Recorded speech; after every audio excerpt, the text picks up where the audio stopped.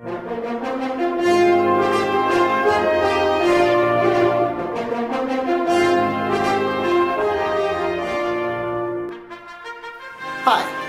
I'm Stephen David Horwich, and I would like to tell you a little bit about our lower school history program. Lower school is, of course, for students ages 9 and 10, and for students whose literacy is well developed for the age. Their literacy will be extended, expanded upon, challenged by these history courses. And they may need at the beginning some tutorial assistance if their reading is not quite up to speed. So you should be aware of that if that is your situation. We do provide a free reading test on the lower school page, and I believe it includes one of the history lesson plans. I suggest looking at the video on the home page for lower school.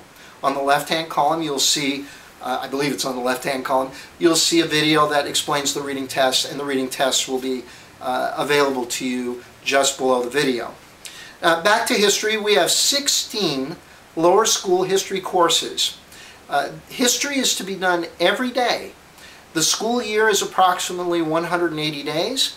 There's 2 years of lower school curriculum, and history is to be done every day for approximately 1 hour by lower school students. There is a great deal of reading and a great deal of hands-on exercises to make history come to life for the student in every single lesson plan.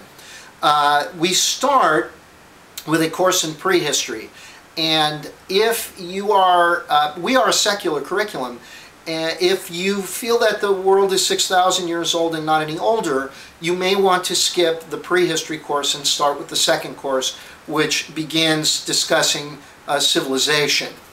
The first civilization in that particular course, I believe, being Egypt, either Egypt or Mesopotamia. So there are 16 courses altogether, and each lesson plan is designed in precisely the same way. The first thing done in each lesson plan is locations are indicated in a short list that the student is to locate on a map, globe, or the internet. In this way, when the student studies the materials they are about to study, they will already know where these places are on Earth and will not need to stop and think about it.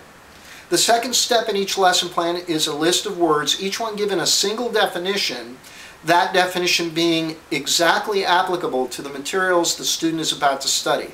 That way, when the student reads those materials, they will have a very good grasp of what each word means as they read it, and a very good chance at comprehension the first time through the materials.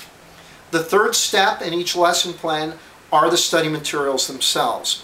And the last step, the key step, are the exercises which bring the history to life, make it tangible, allow the student to evaluate the history that they've been studying, and to determine what its value is to them in their lives. That is essentially how the history is structured. There are tests in lower school history at the end of each large section. The test should be delivered by a teacher or a tutor or somebody other than the student, and scored by somebody other than the student. Tests in lower school are only there for one reason. They're only there to tell us what did the student learn or not learn, so that we can pinpoint where to send the student back to restudy the materials he didn't quite understand. And in the test answer guide provided to you in each course, for each question's answer, there'll be a page indicated, and that's where you send the student back if he misses that particular question. For instance, he misses question 19 and it says, answer found on page 200. You send the student back to page 200. That's where the materials are that the student will need to restudy to understand the answer to that question. We're not interested in grades particularly. If that's the system you're using, that's entirely up to you, of course, but we did not create the tests with grading in mind. We do cover various subjects in these courses. We see history as an integrated study. We deliver it in a linear manner, meaning we start at the beginning of time and we tell you everything that happens in sequence. We try to keep it as close to sequence as possible. In the upper school program, it's very much in sequence. In the lower school, a little less, but mostly history is delivered to you in sequence, in a very linear manner. History is, in this case, integrated, meaning that we talk about politics, religion, geography, technology, all kinds of subjects science in context to history as things happen on the timeline. So the student will learn history the way it happened. The student will learn history in sequence and as an integrated whole that we call life. We're not teaching these things as independent subjects, we're teaching them as one integrated subject, history. We experience it as life, we're teaching it as history.